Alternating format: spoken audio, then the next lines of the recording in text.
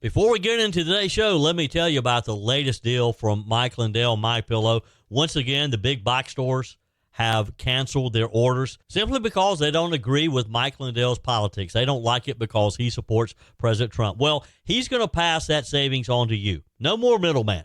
And boy, does he have some great deals on the Giza Dream sheets and the Percal bed sheets. Listen to this. Giza Dream queen size, normally $139.98. Your wholesale price, $69.99 when you use promo code Joey. King size, only $79.99. The Percal queen size, normally $89.98. Your wholesale price, $29.98 when you use promo code Joey. Just call 1-800-893-4059 or go to MyPillow.com. Always use promo code Joey. Free shipping options available. This allotment's not going to last very long. When they're gone, they're gone. MyPillow.com. Promo code Joey. Thanks for joining me in the PhD Weight Loss and Nutrition Studios. To lose weight for the last time, visit myphdweightloss.com. Welcome in as we start another week here. Got a busy one. Had a news-breaking weekend in a lot of different ways. This could be a big week for the war between Russia and the Ukraine, as President Trump will be meeting Russian President Putin on Friday in Alaska. We have the latest details with a senior member of the Russian president, Putin's inner circle, warning that multiple countries are mounting what he called titanic efforts to undermine the upcoming summit between President Trump and Putin. We'll see. We have the latest on that. More than 1,600 illegal migrants on Long Island with past convictions, including MS-13 gang members, murderers, and international fugitives, have been taken into custody by ICE since the start of the year, according to reports from the federal government.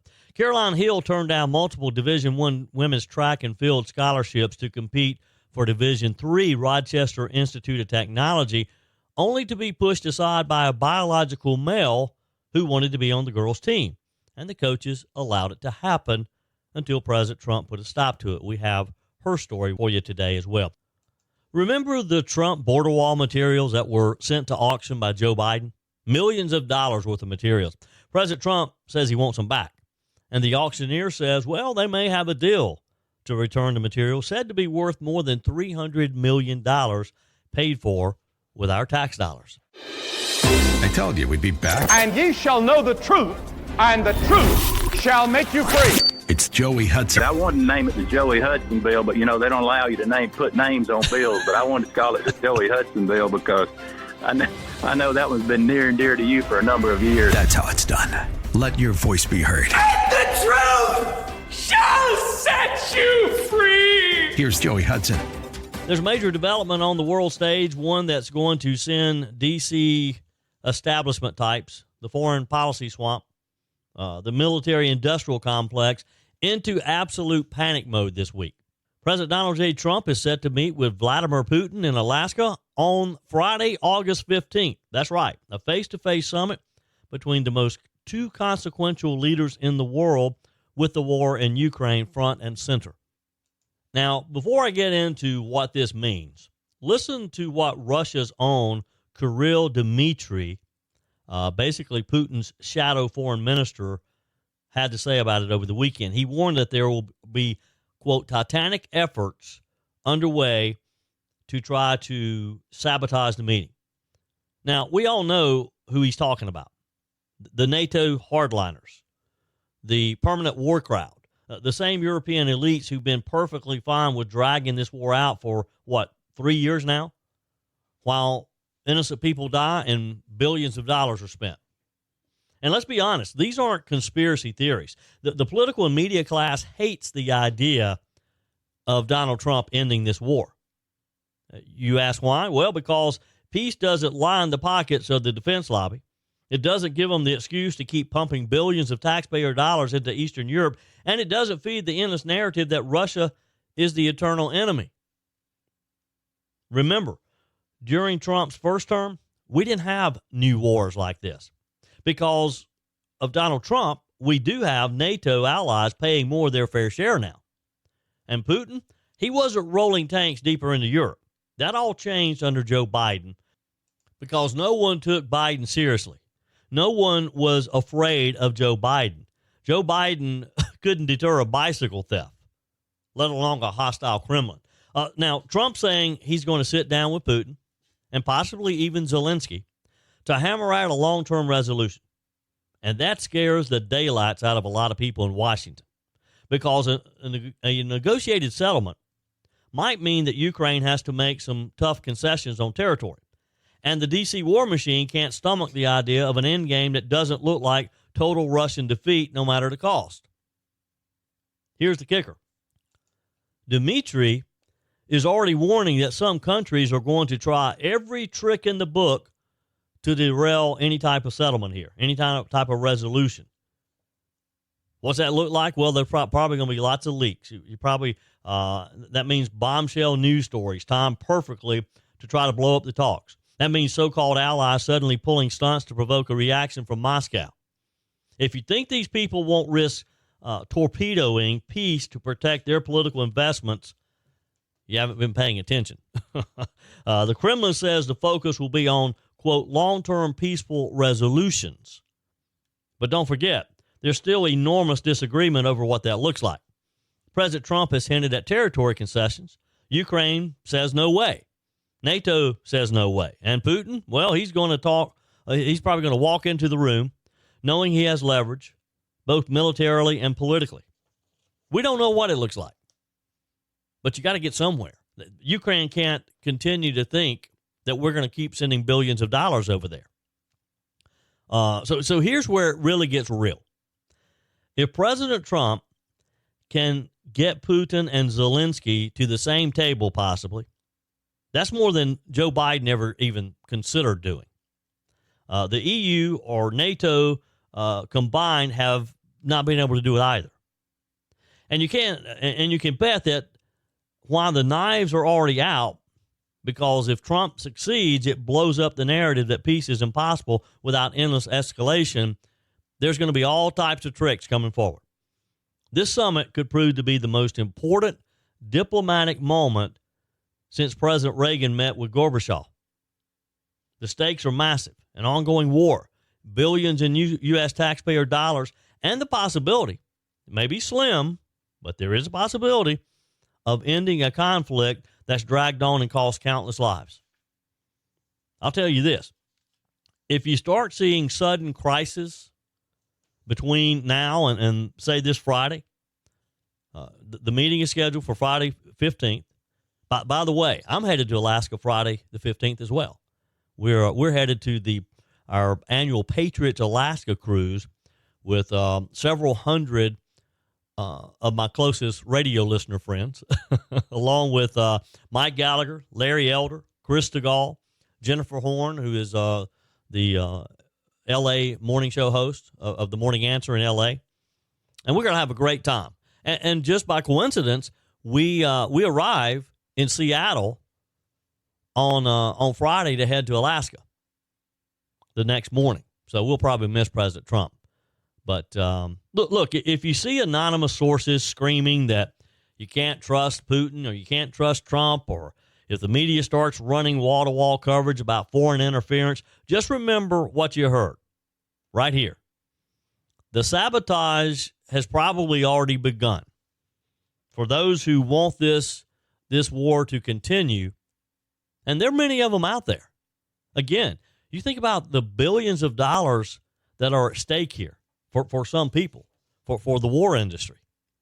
And I've never, ever understood that.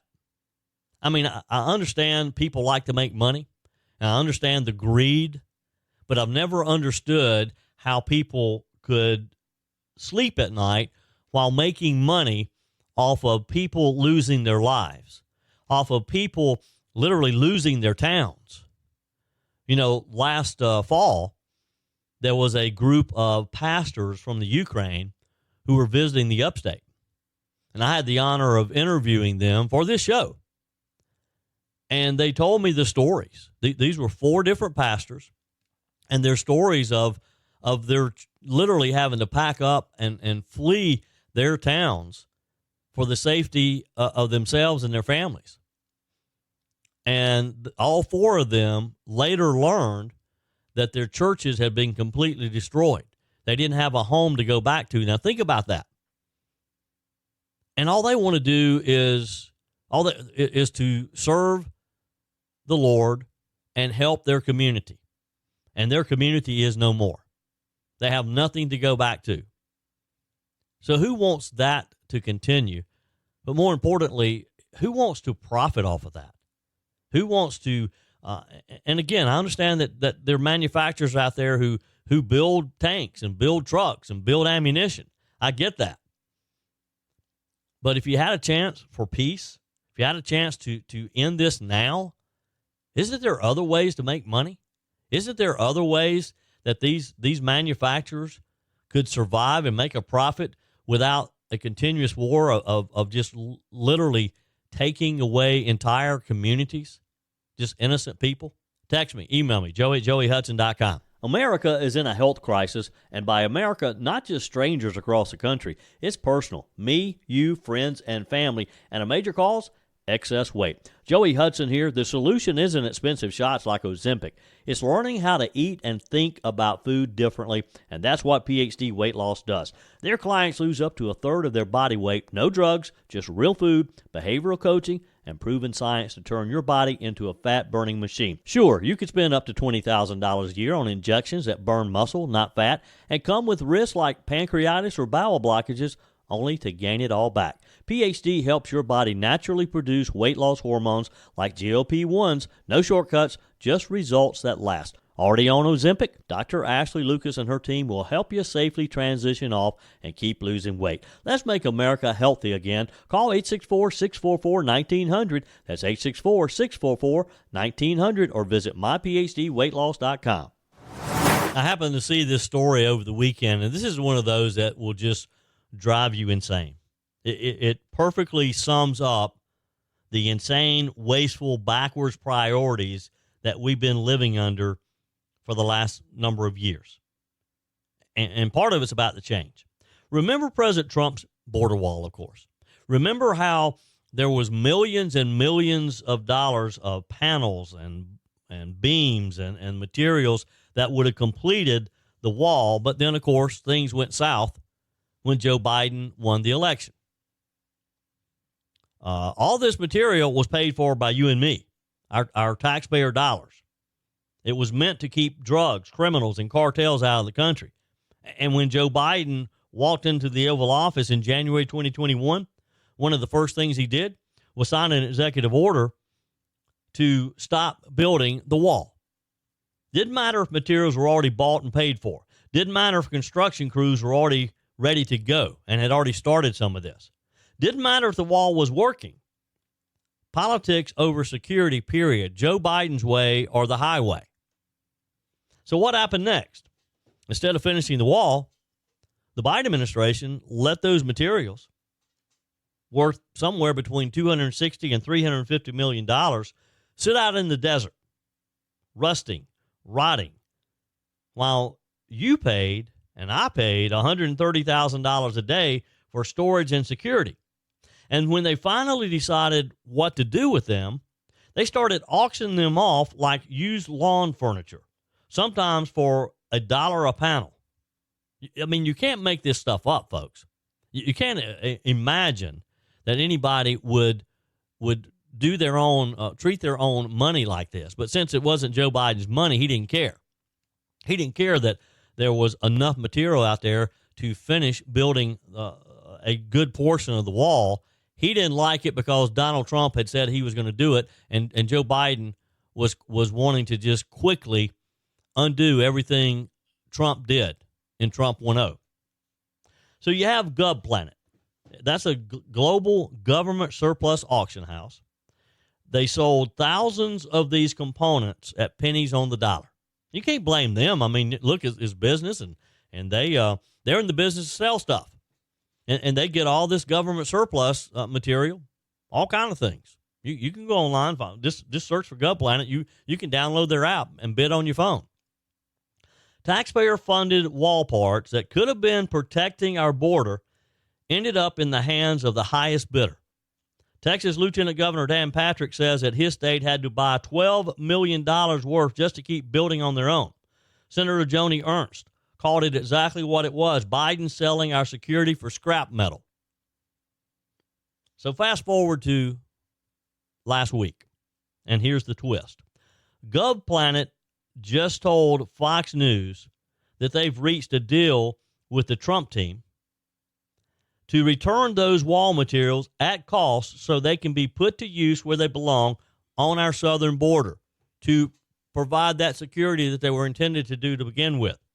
So over the next 90 days, according to the report, those panels, those beams, those bollards are going back to federal control, into the hands of a construction team, and eventually into the ground and put in place to do what they're intended to do to begin with. This is huge. It's a reversal of one of the most irresponsible, politically driven blunders of the Biden-Harris era. Now think about it. Border crossings are at historic highs. Fentanyl is pouring in. Cartels like Tren de Aragua are setting up shop in American cities, and Joe Biden's answer was to mothball the wall and auction it off to strangers for pennies. He did not want a wall, period. Now, it would have been one thing, and I could have possibly understood it better if Biden had said, okay, once we finish building the wall that we have the material for and we've already paid for, then we're not going to build it anymore. But no, he stopped it right in the middle of it. We had the material there. Now, under President Trump's leadership, looks like we're going to get that steel back, and we're going to finish what he started. No more storage fees, no more pennies on the dollar sell-offs, and no more pretending a sovereign nation doesn't need borders, secure borders. Art Del Cuto from the Border Patrol Union nailed it, saying this material can still be used. We could be installing it tomorrow, and the fact that we even have to buy back our own border wall from a private auction house is insane. But that's what happens when ideology runs the show instead of common sense. The bottom line is President Trump is already undoing President Joe Biden's mess within the first 6 months. And if you're a taxpayer, if you care about national security, or if you just hate watching Washington burn your money, this is a sign of what we're going to see over the next 3.5 years. America first, border security, and no more giveaways to chaos. Now, imagine if Biden had just finished the wall again in the first place. How many crimes, how many overdoses, how many tragedies could have been prevented over the last 4 years? How many families would have their loved ones still sitting in their homes? Young people who have died of fentanyl overdoses, still there to enjoy life with their parents. But we do know this. The next time someone tries to tear down our defenses, they're going to have to answer to the American people and to President Donald Trump because, as we've said many times, there's a new sheriff in town, and things are going to be done differently. And kudos to GovPlanet, the auction house, because they don't have to do this. They could have continued to sell it for pennies on the dollar. Now, I'm sure if you dig deep enough, there's probably a sweet deal in there for them with the U.S. buying the material back. But it's still going to be a lot cheaper than if we had to pay full price for it again, just like we did 4 years ago. Did you happen to watch any of the FedEx Cup St. Jude's Championship over the weekend? Is in Memphis, Tennessee.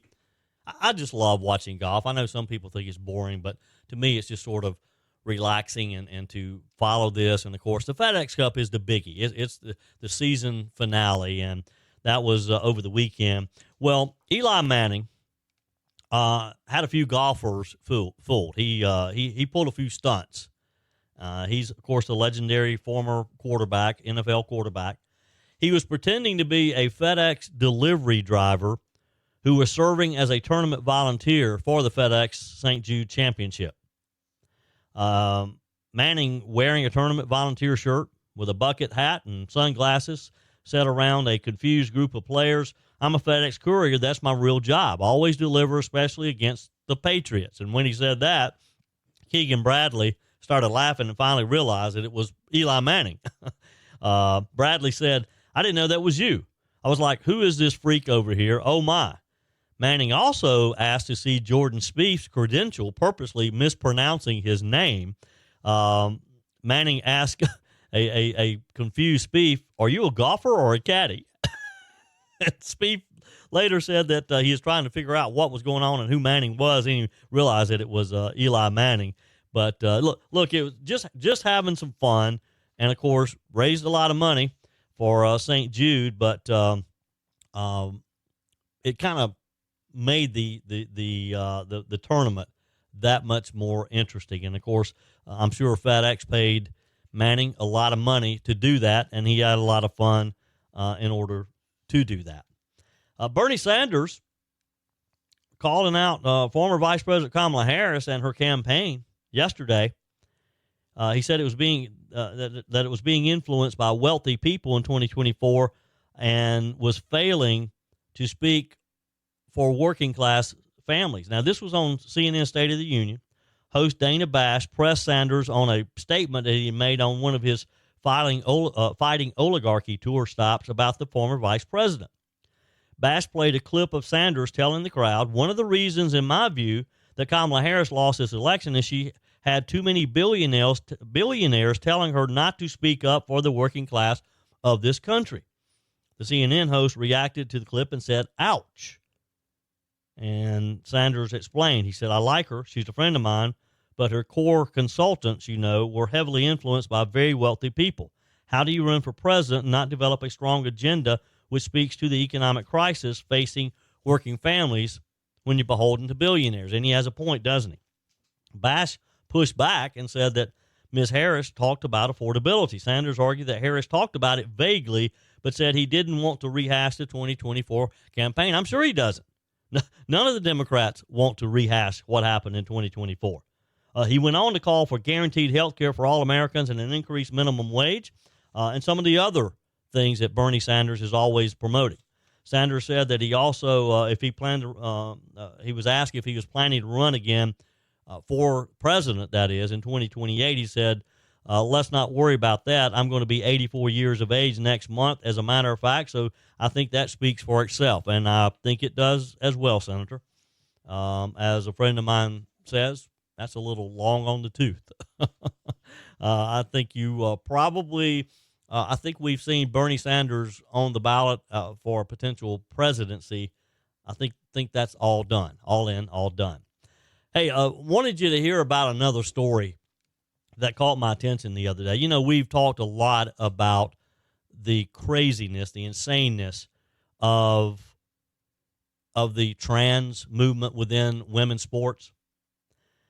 It's this story is the perfect example of how the radical gender ideology has been infecting our institutions and has been steamrolling the rights of women, even in places that are supposed to celebrate their achievements. So here's the story. It's about Caroline Hill. She's a talented, hardworking young woman. She turned down multiple Division I track scholarships to compete at the Rochester Institute of Technology. Why? She wanted to excel. She wanted to break records. She wanted to leave her mark, and she did. She set some school records in the 200 and 300 meter race. But then her records were wiped off the board. Not because another young woman beat her, but because a biological male known as Sadie Schreiner joined the team, took her titles, and according to Hill, shared the women's locker room for a few years. So let's pause right there. This wasn't a one-week situation. Ms. Hill says that she trained alongside Schreiner for 2 full seasons. She shared the same locker room, had a locker right next to him, and get this, was expected by her coaches to treat him as an equal competitor, a, quote, workout buddy. She raised her concerns. She told her coach. She told the administration. She told the athletic director. The response, according to Ms. Hill, she was told, "Some of you women have more testosterone than he does." You want to talk about dismissive? Now, that's not just dismissive. That's institutional gaslighting. And these are adults telling this young lady this. Now, after President Trump signed the Keeping Men Out of Women's Sports executive order earlier this year, the NCAA finally saw the light. They finally changed the policy.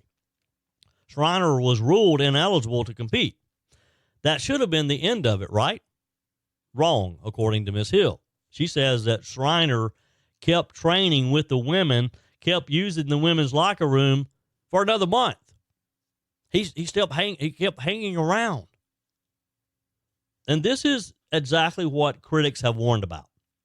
That even when rules change, schools and sports organizations will drag their feet, afraid to enforce them because they're terrified of the woke outrage mob that comes along with the movement.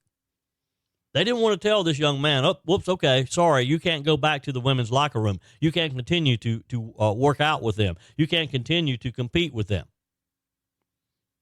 And let's be clear, Hill isn't just bitter about losing a record.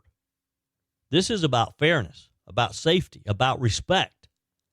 Women fought for decades for their own space in athletics. We've talked about this many times, for the right to compete on a level playing field. That's what Title IX is all about. It's supposed to guarantee this right. But under the current culture, the rights of one trans-identifying athlete were treated more important than the rights of every woman on that team. He was allowed to walk into the women's locker room. This young lady told the story of how because his locker was right next to hers, that she had to go to another area to change clothes because she didn't want to do it in front of him. It's why Riley Gaines and other brave female athletes are suing the NCAA. And now Caroline Hill, the reason this story has come to the forefront, she has stepped forward publicly, putting her name on the lawsuit as well. And that takes courage for some of these young women, because speaking out in this climate is not just unpopular. It can get you harassed, threatened, shunned. Caroline Hill wants her records back, and she should get them back. She wants an apology from her school, from RIT. And frankly, she deserves both, I think. But more importantly, she's shining a light on the harm that was done to women's sports and will continue to be done in some areas until it's put a stop to. The mental, emotional, the physical toll of forcing young women to compete against and share intimate spaces with biological males.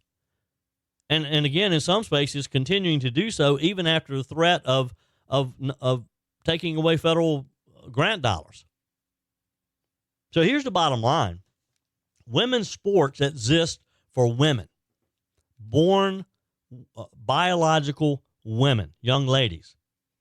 If a man takes your records, takes your spot, takes your scholarship, even takes your locker room, then there's nothing left to protect, is there?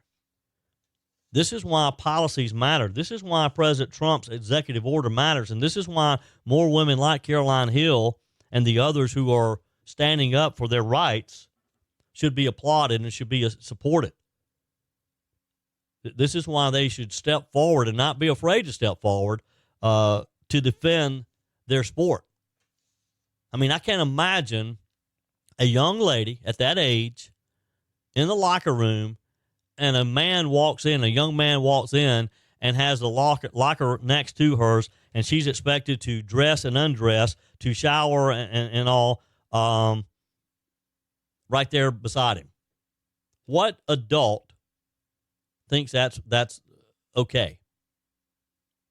And these school administrators, they were more afraid of the woke mob, than they were of doing the right thing and protecting these young women's rights, protecting their safety, protecting their dignity, protecting their respect. And all they're concerned about is the woke mob who's going to protest and run around with signs in their hands because they won't let a young man go into the girls' locker room, or they won't let a young man compete on the women's track team.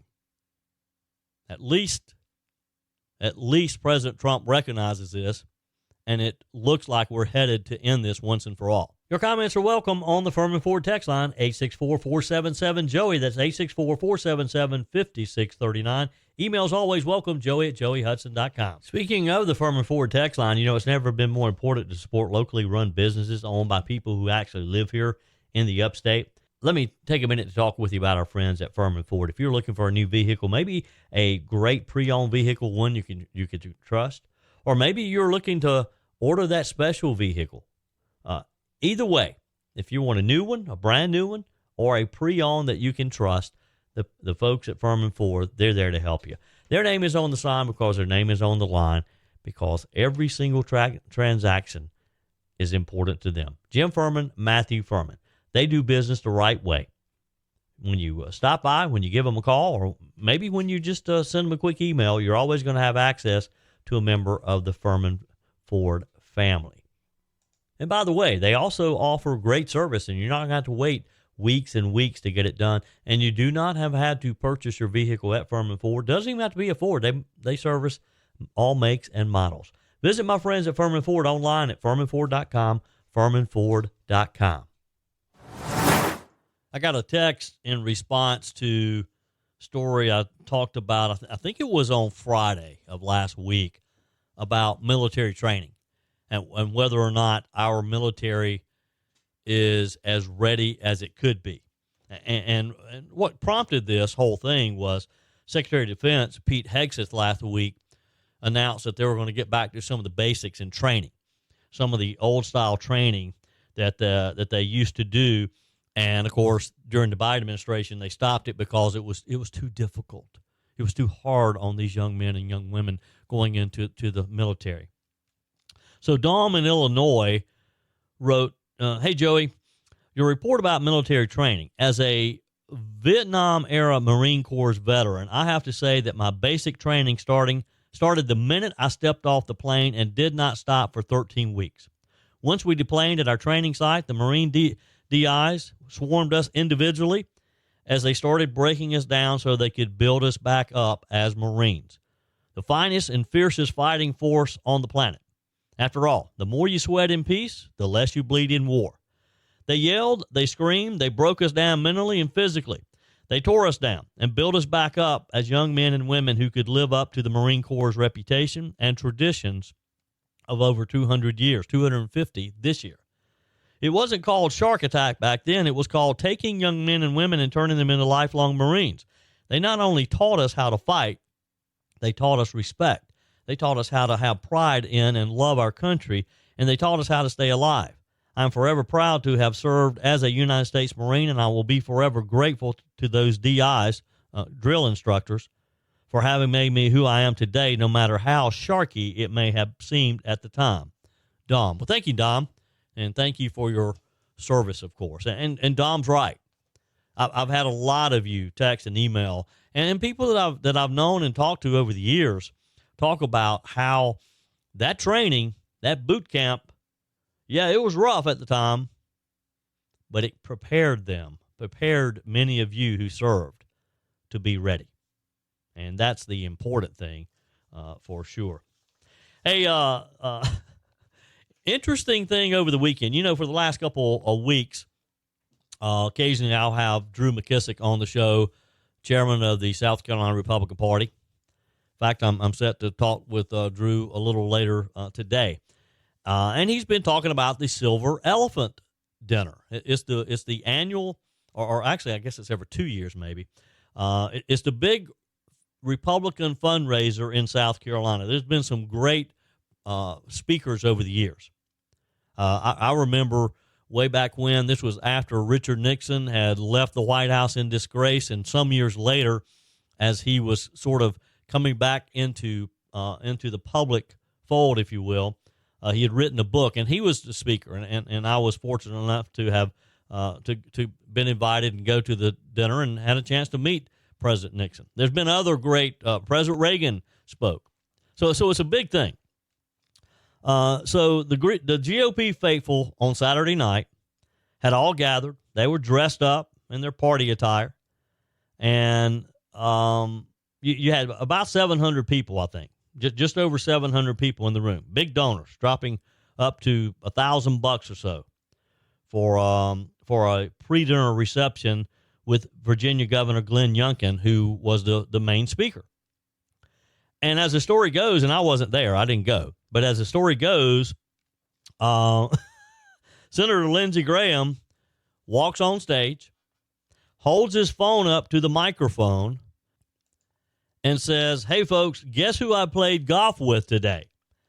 And out comes that unmistakable accent, Donald J. Trump himself.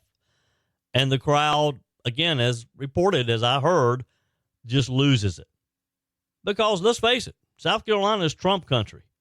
We have been good to him. 55% in 2016. Again, in 2020, 55%, and 58% in 2024.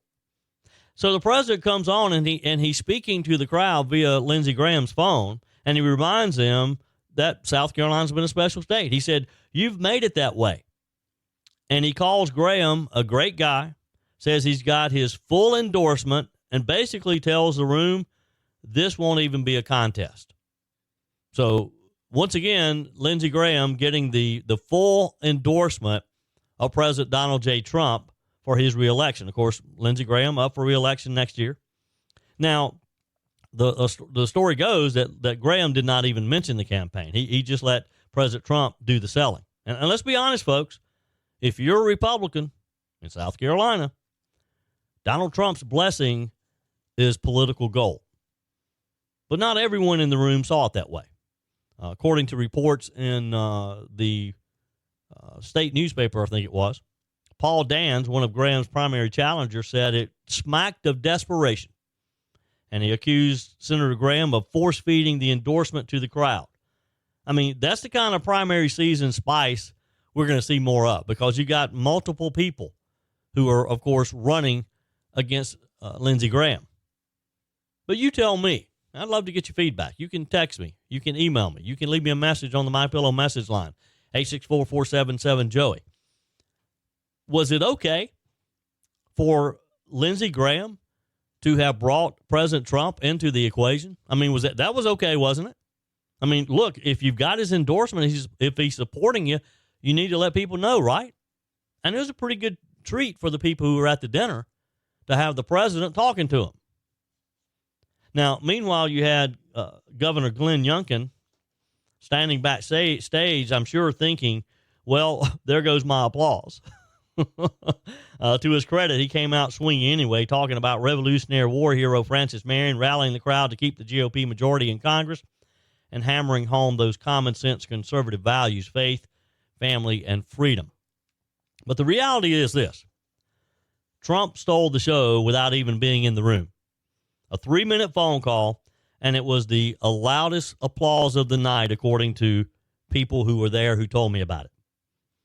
That's the political gravity that President Trump carries. Even with the 2028 speculation swirling around Governor Youngkin, even with state races gearing up, the second Trump's voice came over the mic, I'm told the entire mood in the room shifted.